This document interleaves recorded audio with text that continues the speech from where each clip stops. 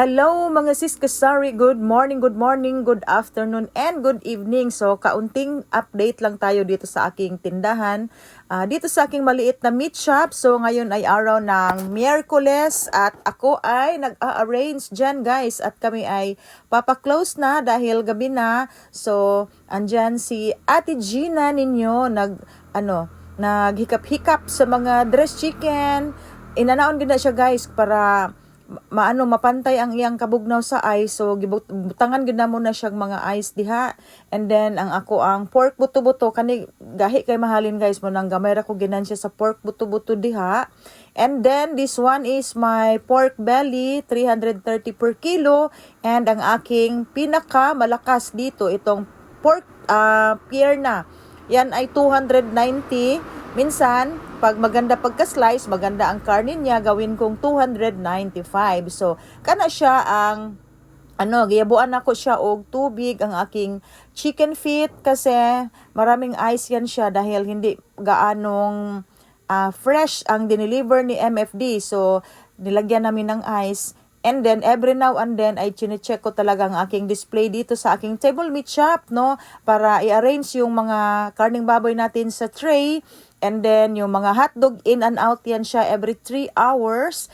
Tapos, ang aking loaf bread na mga gardenia, yan ay bagong-bago guys. Dineliver ni Gardenia sa akin. Tapos, sabi ni Lorraine, malaki na daw ang aking braso, kaka-debone ng mga karne. Totoo naman guys, no, dahil very trabahoso talaga ang pagtitinda ng karneng baboy. Kung makikita lang ninyo, minsan magba-vlog ako na ako'y nagdi-debone.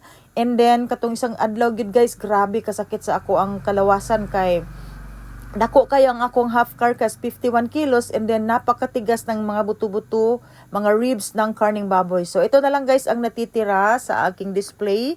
And then, boneless bangos. So, kompletong-kompleto ang ating display. Mga frozen foods, kompleto yan siya. May CDO product, may Pure Foods, and Virginia. So, marami tayong holiday shumai, mga Pure Foods hotdog, BLC. So, beefy slots at cheese from Pure Foods. Okay. Sweet ham and ang napakalakas na pork tocino ni CDO. Marami din tayong sinamak and mga chili garlic oil and bagoong alamang and pancit canton and ang aking busing andyan. So si Marisa ay absent ngayon. So si Juliet lang ang naka-duty at doon sa likuran ni Mr. ang aking sari-sari store. So, peanut butter dito. Meron pa rin tayong peanut butter. Kaunti na lang yan, guys.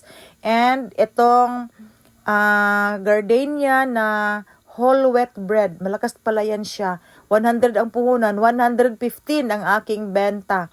So, mga cheese whiz. Natay mga cheese whiz diha. So, yan yung view ng aming tindahan sa harap.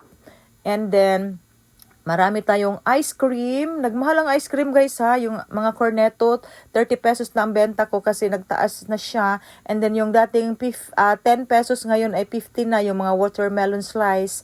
Pero malakas pa naman. So dito yung mga ricados natin, mga silver swan, mga curry mix, and mga Knorr crab and corn. Malakas din yan siya dito sa aking tindahan. And ang chichirya guys, marami tayong chichirya dyan. So everyday tinatanong ko si Marisa, may benta tayo ng Maris chichirya? Sabi nila meron ate. Okay, so ito yung yung loaf bread na binaba galing sa panel ng Gardenia. So yan yung sinasabi kong whole wheat bread. So ang SRP niya ay 110. Ginawa kong 115 guys kasi pag 10 pesos lang and then ang laki ng ating kapital. So, yan ang discard ko. Okay.